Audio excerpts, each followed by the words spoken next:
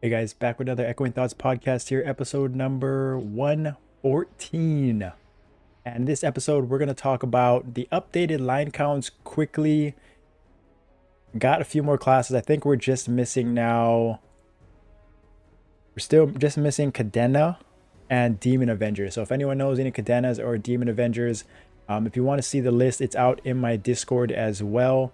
It's in the little guides tab as well. So check that out. Join. The link will be in the description below. But that is, I appreciate everyone that has given data for Cannoneer, Corsair.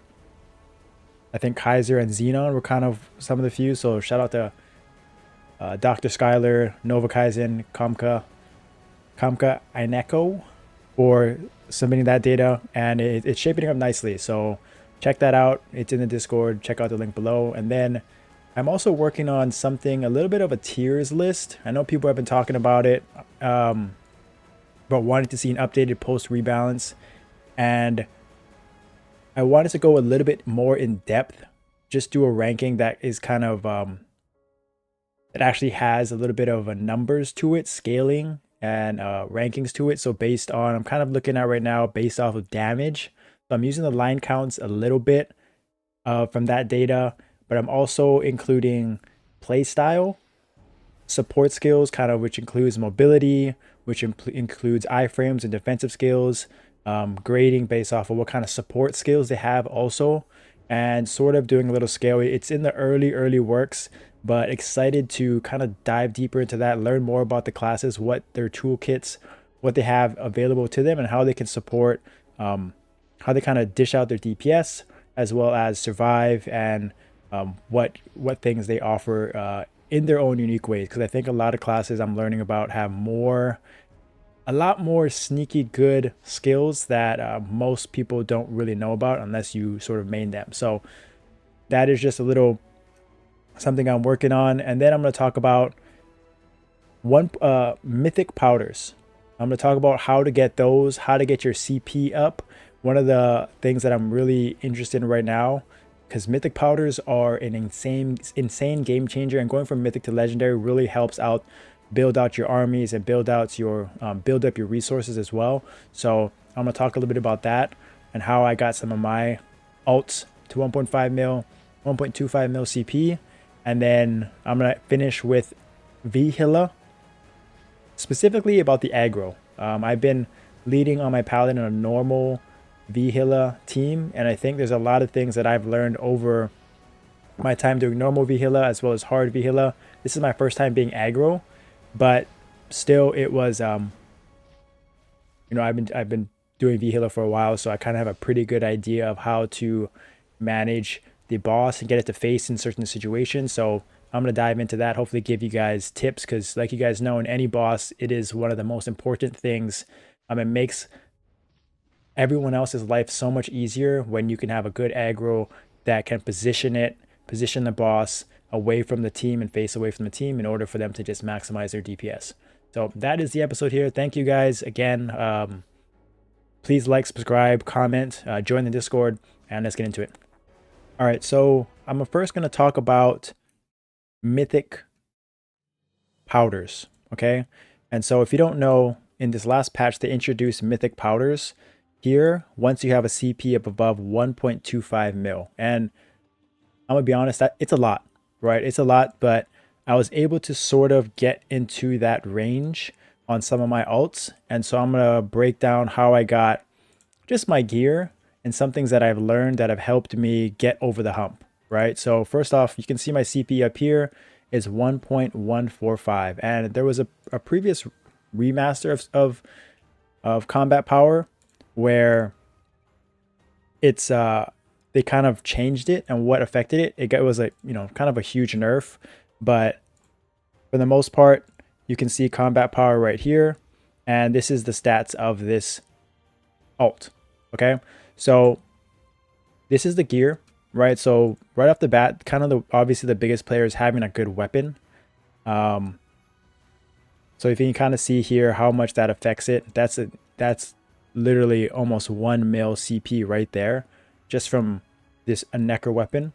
But I also have an alt that doesn't have a Necro weapon and was able to get to 1.25 mil CP. So don't think that you have to have a Necro, because I was able to get there in multiple ways. So you can see here a lot of mismatched stuff. I think one of the most underrated aspects for gear is accessories, okay? Because accessories give really good set bonuses, and you'll find out that this just adds up sneakily, right? So just getting this in and out is 32,000 CP, which for one piece is quite a lot, right? So I can just go by removing this. It's equivalent to a unique secondary weapon. It's equivalent. It's, you know, it's, wow, that's actually a lot. And you can just go in here one by one and see how the CP changes, okay? So everything is going to add up. You always want to fill in these slots. I don't have the pocket, but pocket, if you want to invest in it, is a good choice. These titles are giving nothing here as well. But for the most part, here is what I really focused on, okay? So first off, the easy ones, per usual, Lynx, Legion, okay? So no surprise that this is my training set, okay? So I have, like, to say training jewels. Let's say I have training Lynx skills and Legion as well, I think. Yeah, okay? And you'll see 1.145. And the thing is, all my gear, I think, is going to stay the same when I change it over to my DPS. Maybe a few things change here, but yeah, this is pretty much the same gear. And my CP went up over 150,000. Yeah, 300,000. Let me get out of here, I guess. So right off the bat, that gain right there is from my Lynx and my Legion. Okay, so I changed out of like party EXP. I changed out of EXP, and I really focused on damage dealing Lynx. Okay, so if you're missing some stuff here and there, you definitely want to look at Lynx skills. And I have party EXP this because I'm a bishop. But for the most part, just look at whatever Lynx skills you have and play around with it, right? But the staple DPS is DPS king. And then secondly, Legion. Again, DPS is king. Boss attack, crit damage, magic damage here. Crit rate is also very good. So that is step number one, right? I wouldn't look too much at gear. I would look at your Lynx and Legion for a quick, simple boost if you haven't already done so, okay? And then obviously jewels can add up too, right? So then but then the biggest thing that plays a factor is nodes, okay? So right here, you'll see this node right here. I'm at 1.3 mil. And if I just remove my best node, it's actually not a lot, 32,000, okay? I'm sorry. But that's still one piece of armor, okay? So if I remove that, another 22,000. So you may not think that that's a lot, but when you kind of add in all of these things, so let's look at one of these, 14,000 here. I think these sort of what someone would call trash nodes, now that they gave us a ton more of node slots, you can actually stack a lot of this. So right here, right? So if I have, just say, 4 trash, like these aren't even valuable nodes. They don't, I normally wouldn't put them in, but since they gave us free slots, I put them in. And like, right, that's an easy 100,000 CP just from having, you know, filling up your nodes here and there. And then you can say, like, even something like as simple as rope lift, 8,000. Okay, so if you want to throw in decent nodes, and the thing is, the funny thing is that you don't even need to equip them on your pet. Just having them in your slot is going to actually give you a CP boost. Okay, so that is what I would say is what is giving me a lot of my CP here. And then the last thing is obviously symbols. Okay, so symbols is going to give you a lot of magic attack, a lot of raw attack. And I think symbols right here. So let's say I remove this level 13, 40k, 39k. Okay, so that's most likely because this gives me however much attack that is, 12,000, 1,200 attack. So don't forget about symbols. That's why I think I found that a lot of my level, like my alts that I got, my Lin and my Bishop, are able to get over the 1 mil CP kind of mark versus like, I don't know, like level 200s because of the arcane symbols, because of the raw attack that it gives. And then the last thing is I have pretty decent hyper skills. Okay, so I decided to here just play around with some of this stuff. That like 0.8, let's see if I have some. Yeah, so I'll show you here like what just adding just 0.8 boss attack here can do. 1700. Okay, so if you're kind of teetering here, don't forget to throw in your hyper stats for the free stats. Okay, so all the stats eventually add up, and I'm going to show you one little sneaky last thing that takes me over the top. So I'm going to show it to you guys on this second alt. So this is my Lin, right? You'll see my CP here is at 1 mil CP. It's under 1.25, but watch how my CP is going to jump over to 1.250 over the threshold because of one thing. Defense Smash 4. And so what happens is the secret tip here is that if this gets nerfed, I'm going to be real mad because I shared this with you guys. But if you can end up proccing DS4 right before you get into your fight, right? So I proc DS4, and now my CP is up to 1.250, okay? Then I'll just go in, and even if it expires here, and my CP becomes lower, once you already entered in, you're already in this map, okay? And you're already going to get mythic powders. So sneaky, that's a lot, right? That's like a free 250,000 CP. And that is like, you know, at your own discretion, but it's just a way to get a ton of CP, right? And I was able to get mythic powders and things like that because of this. But this is my Lin account right here. This is much more manageable in my opinion for a lot of alts. Look, unique armors all around. I actually tried to do legendary here, and this legendary didn't really do that much. Like, my CP actually goes up with a unique item over a legendary, which is very strange, right? You would think that a legendary would be more, and I think, and I'm not really sure why, but I think it has to do with maybe the Star Force. So Star Force may be a factor because Star Force liberations, if you can get up into next levels, it can give you a lot, but like my Star Force liberation isn't very high, and that didn't change my liberation. So I'm not exactly sure. If someone knows why that made it different, maybe it's there's nothing. Crit rate, maybe it's the 0.7. Yeah, I couldn't tell you why. So I wouldn't look too much into like mythic gear or into, yeah, so the crit rate's a little bit better. So maybe that's the reason why. But I wouldn't look too much into like upgrading it to legendary and mythics, because even though my bishop had mythics, I clearly can get there without this, okay, with uniques. But the top and bottom is in my opinion probably the best because of the liberation that you get. Obviously more stats, more HP, that's things that add up, right? And you'll see right here, mythic. Pretty sweet, right? But this Lin here doesn't have a Necro weapon. This is the one that I made from the burning item. I do have a soul on it for crit rate, so I'm sure this thing is actually pretty OP.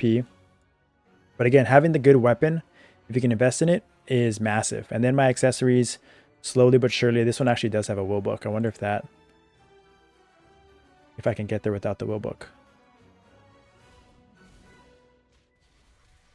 Yeah, so I do need that will book, but I will have time to, I have plenty of time to build up, get more accessories, get more things like that, and give myself enough time to get there. But on this account, you can see I did have to level up my symbols a little bit as I was testing. Did have to level up some hyper stats here to get more stats to reach over the top.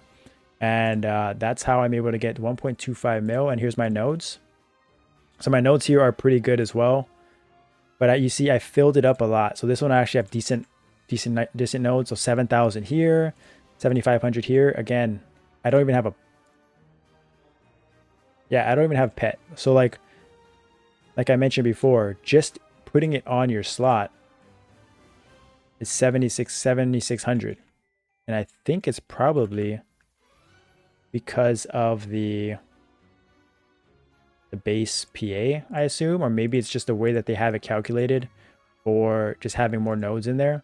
But this is why levels are kind of important to get those extra node slots. It does give me passive 3.4 magic attack, so maybe that's where that's from. But overall, this is kind of all the avenues that I've tested so far. Like, I just threw in all of these random things just to level 1, just to get more node slots, just to get my CP up. And I was able to hit that benchmark with Defense Smash 4, which is the real key here, and then getting up to 1.25 mil. So hope that helps you guys. Like, this is it's a big, like, if you can start building up and learning about this and being efficient with how to get your alts up to this 1.25 mil CP, it is huge. Mythic powders are very, very good, and just slowly progressing towards it on a few accounts, few characters here and there is going to help your resources a ton.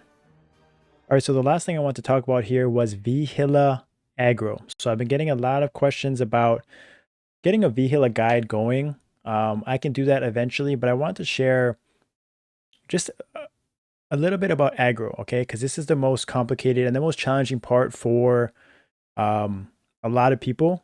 You know, obviously the highest DPS, and it is the most crucial as far as making it, helping people's DPS and helping the team sort of maximize their output and making it easy as possible for them. So if your aggro has a good understanding and can be locked in on mechanics, then it makes the game a million times easier for everyone, and they can just really focus on the strings or the threads and the poison and the stuff on the ground. Okay, so here I'm the aggro. This is me with this is a normal mode, so take it with a grain of salt, but a lot of the mechanics are the same. It's just timing is a little bit different from hard to normal. Okay, so first off, you can see here, I am pinned in the corner, and one of the things that I try to focus on, I try to tell new aggros, is you have to understand, just like any other class, you have to understand your class, what you have, what mobility specifically you have available to you, and you have to understand the boss rotations up to a certain point, right? Obviously, if you know everything like I do, then it makes it way easier, but there are still some sequences that you should know as a bare minimum to help you and the team sort of position properly. And so for one, you'll see here, the skills always go green. If there's a green attack, it's going to go green, green, blue. So those are the three main front attacks, right? So you see green right there, green again here, and there's going to be a blue. And so I was able to face it to the right, away from the team. And so I'm going to talk about how I was able to position that later, but that is step number one: green, green, blue. Whenever you see a green attack, it's always going to be green, green, blue. Okay, and the next thing here, as you see this poison, if you've done Vhilla, you already know, get this thing out of here. Where the ad dies, it's going to leave this corpse here. And ideally, if you as the aggro can stay in the corner, great. But sometimes you got to push yourself out here in order to give yourself room, but make sure you give yourself enough room to walk back and not walk into the corpse, right? And the corpse lasts quite a long time. It's about 30 seconds. So if you're going to be out here, you'll probably have to be out here and then allow yourself some room to move here and here, okay? But I positioned here in the corner, and then I utilize the dash skill of Paladin. So if you don't have a dash skill, and if you don't normally use a dash skill, but you have one, I highly recommend you incorporating it into your gameplay for Vhilla, because you'll find yourselves a lot of times that dashes are a tick faster than, they're going to be a tick faster in responding than double jumping. Right? And when there's times where you get stunned and the string is coming down, you want to dash. Dash may save you in getting out of the position and avoiding a string, while double jump may not. A lot of times it won't. Okay, so just keep that in mind. Dash is significantly a little bit better, in my opinion, allows you to delay a little bit longer your positioning, make sure that she's doing an attack, and then you can dash out last second. So you see right there, I dashed out, string came down, and I dashed back in. Now, unfortunately, it faced left, but for the most part, let's be real, it's not going to be perfect. You're going to get it to face right for the most part. You're not going to get it to face right and attack right every single attack. But as long as you, as the aggro, are, see, like you saw Suspended Lock there get stunned in the corner here. And if he didn't, so he gets stunned here, I get out. And if he doesn't dash here, if he like double jumps, he probably would have got hit by string there. So it was a good job by him to dash in and out. And we're going to get green here. So as we keep getting into this fight, one of the things as the aggro, once you sort of have the basics of skills, skill mechanic, right? You see right there, I'm walking through, I sort of delay my attacks a little bit, and I use my blink as well. This is for skulls, the skulls attack that just spawned right there, right? But you'll see that I just move slightly out of there, okay? I use my dashes, but I don't over move. I always just try to walk back and forth, and using dumpling or the speed boost is huge, okay? So you see I dashing out there, and I was a little bit late. So I'm gonna, a little tip for aggros, okay? And it happens pretty much every fight when you have to move to the left to avoid strings in the corner, is that if you dash out, right, and Vhilla starts moving, so I was able to dash out and in right there. Make a stun here, okay? So we're in a good position. You see, I'm over here dashing in and out to avoid the strings and then jump back in. In normal mode, it's a lot easier. And I walk behind. And unfortunately, got it to hit the team. But for the most part, that's okay. And you got to be careful here, calling out poisons on the skill wheel as well. And Paladins, let's be real, very good aggro, have a lot of iframes, but not as much as they used to. But Blitz Shield is one of my favorite skills as well.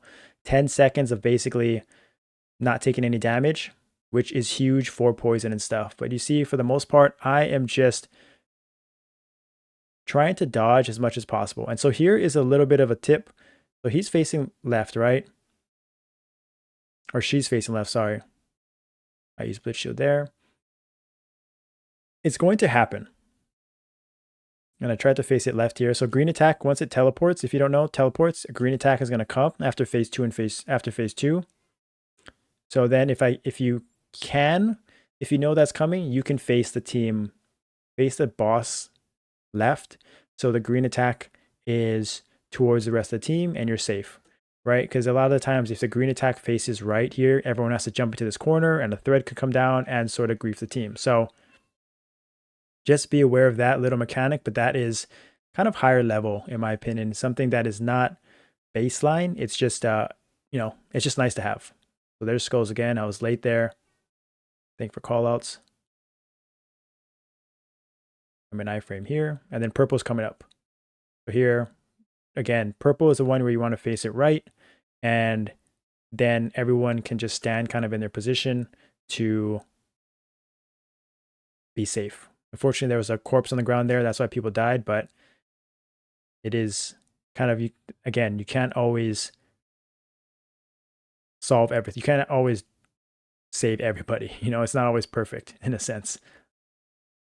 Okay, so we're just trying to be careful here. Stun. I think that was a misstun there.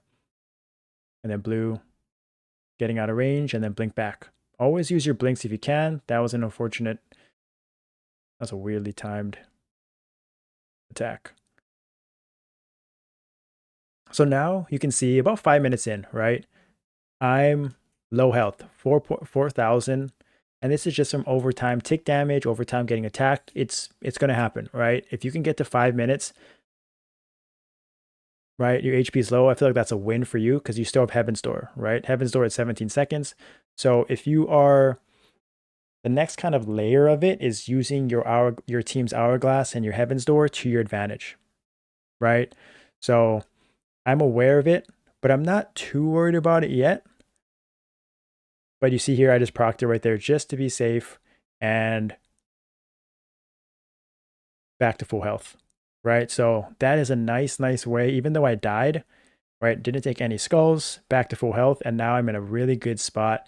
Heaven's Door is going to come back up again after the 5-minute mark, and I have a lot of options, just can't get hit by strings, right? Because I have a lot of HP, I can tank a lot of these attacks and go from there. Okay, so now we're going to talk about sort of positioning in the corner versus positioning a little bit farther out. And this is a case by case scenario, but I found out that like Splash Attack here, for example, he used to be the aggro before I put my Paladin on this team. He doesn't have a dash. Okay, so if he got caught stunned here and a thread was here, like I said, if he didn't have a dash to get here, and double jump would catch him, would clip him a lot of the times, and he'd take unnecessary death. So what I told him to do was to sort of stand right here, okay, as his positioning goal, right? It gives him space to push back here if he needs to, but for the most part, if he gets stunned and a string is coming down like this instance right here, if he was positioned here, he would have time to just walk out of the range, right? It'd be a much closer distance to make. But if when he stands in the corner, he all cures here, he has to double jump, he's getting caught by this string more often than not. And it's just something that little things like that, understanding your class and what you have available to you, especially because bowmasters don't have iframes as a sort of get out of jail skill, you have to adjust, okay? You can't just follow me, or you can't just follow what other people are doing because you think that's the best, right? You got to figure out what's best for you. And I think as the aggro, one of the things you have to understand is that you are the most important person to stay alive. Okay, let me repeat that. As the aggro, you have to be selfish. You dying to try and save the team is actually worse off for the team, right? If you ever run Vhilla or any boss in general, Damien, Will, if the aggro dies, chaos ensues. For any boss, if the aggro dies, chaos ensues, right? People panic. The boss is all over the place. Then that person who's aggro doesn't know what to do. So you have to be selfish and focus on yourself first. So if you have to get out of the way in strings and face the team left, face Vhilla left, and they get attacked and they get stringed, it happens, right? It happens, and the people have to adjust, right? They have to be on top of it. They have to understand that being aggro is really, really hard. And so you have to prioritize yourself, especially if your team is struggling to make it all the way to the end. It's a little bit tighter on DPS, right? The last thing you want is your aggro to be dead for the last 2 minutes or the last minute, and just people are just all over the place. Everything gets messed up, then they can't do DPS, they die, and it just, again, chaos ensues. So as an aggro, prioritize yourself. You are the number one person that needs to stay alive. If the rest of the team dies, if you die, it's very, very hard to clear. Okay? If one person goes down, let's be real, you're doing the most damage, and if one of the middle tier DPS or support dies, it's doable to still clear, right? So just keep that in mind. Keep that in mind. I know you're trying to do what's best for the team, and I'm sure people are pissed off at you if you face the boss left, but tell them to F off, because aggro is very, very hard. There are going to be times when the boss is, you have to move. You have to face it left. It's an awkward timing for skills sometimes, and it is what it is. Every fight is different. You try your best, but at the end of the day, you have to do, you staying alive is what is best for the team overall. So as we continue here, right, I lose aggro here, okay? So this is what I'm talking about. Deaths, losing aggro. I lost my burst. It got messed up. I don't know if you guys saw my Divine Echo, literally, it just happened. The person that I was bonding to died, and then I ended up randomly bonding to the other person. So we have two paladins in here. Means they're spend a lot. So basically my echo got overlapped and I lost all of my damage, and you'll see at the DPS charts at the end. So this is what I'm talking about, chaos ensuing. Basically, assume I died and aggro went all over the place. Okay. And this is nothing on Splash's splash. It just gets chaotic, right? You don't expect to be aggro, and you see where the boss is moving, you see where the boss is facing, and I think people start dying, DPS starts lowering, and it's not really until I get my Divine Echo back where I regain control of things. And but here's like an example, right? This is what I was talking about. Splash in the corner here. For him, if he was here, he wouldn't get stringed here, right? So he's in the corner here for this green attack. And then blue stuns him, and he gets caught by the string, right? That was just bad timing. That was unfortunate, but just things that everyone can kind of learn from. Understanding your class and your situation. Again, green into the corner, string's about to come down. This is chaotic. People get hit because, again, they don't have a dash skill. It just is what it is, or they're half second late responding, whatever. So now that I get Echo back here, I should get my DPS back. Yeah, I have my burst here. I have Sakura up. And so I regain aggro here. And so now things get a little bit more under control. But still, look, blue attack to the corner. People still have to be able to all cure and dodge that attack if they can. Purple facing left. People ran out of spots for no reason. And Lotus, Damien, here it is. Okay, so you can see for the most part, another little tip that is really important is how you manage when you have to go left. Okay, so throughout this fight, you noticed that I had to move, right? Strings had to move here. So for example, here, string comes down. If I, like right there, I faced it left because green attack was going left, okay? But when there's an instance where I have to move left, I found that, okay, so I dash away, fine. No, I don't. I use my iframe there? What just happened? Yeah, it was an iframe. Okay. But I found that dashing away left is fine, but dashing back right, see, like you see right there, how I was able to get her to face right at the last second to attack right. And so what I learned was that going left when she's attacking is fine, right? She's attacking here.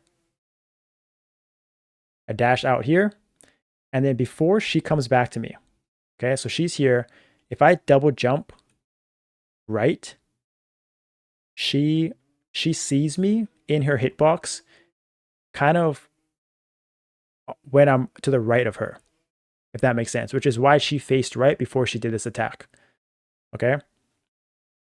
So there's a little bit of a timing thing you have to get used to, but I think I've noticed that if you double jump back from left to right before she gets to you, so if she's here on top of me and stops, it's too late. She's going to attack left, right? Like right here, which is fine.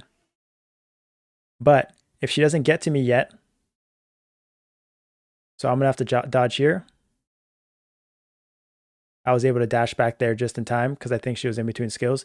But I found that more often than not, the best strategy is if you have to go left, it's better to double jump right as she's walking left.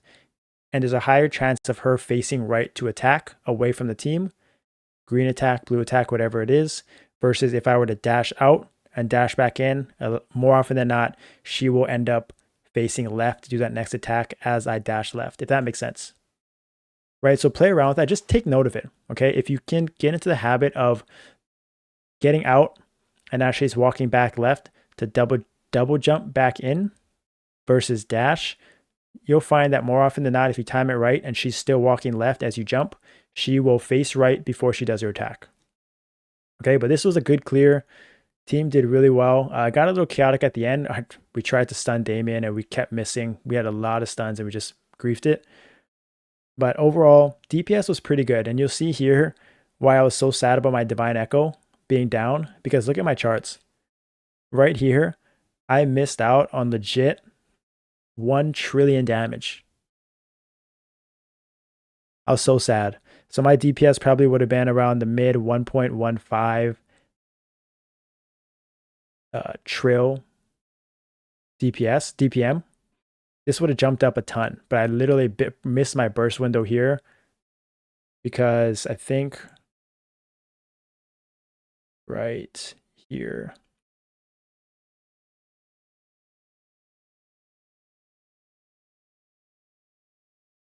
Yeah, right here. Man, that hurts to watch. So like my Divine Echo is right here. I was supposed to bond Splash. I think I ended up bonding to Blaze, unfortunately, and my Divine Echo goes away after 5, 6 seconds, 7 seconds. It's just gone. Man, that hurts. That's so. I was so mad at that time, but it's just bad luck. It was no one's fault or anything like that. It's just I bonded to the same person, 1 out of 8 chance or something like that. So, but it is what it is. We're still able to get it done and clear. And I hope this helps you guys like just get a good grasp. You have to understand your class, okay? Understand when you can use your iframes, when you can how to use your mobility, how to position yourself, whether you're in the corner, whether you should stand out here. And then when you get to hard mode, everything just speeds up. The pace is much faster. So a lot of the mechanics and positioning is the same. You just have to do it at a quicker pace. You have to respond faster. And a lot of the times you may even have to play out here because there's times where these strings, 2 of these strings can come at the same time in hard mode. And then you have to jump all the way out here to not get stringed. So I was able to get here 5 lives normal. One of my better runs. Unfortunately, the DPS could have been 15% better if I had my burst, but it is what it is. Hope this helps you guys get your Vhilla clears, get things a little sorted out a little bit better. Just like any other boss, aggro is the guy aggro, and is the main, like, makes it so much easier for everyone else. So thank you guys for watching. I'll see you next time.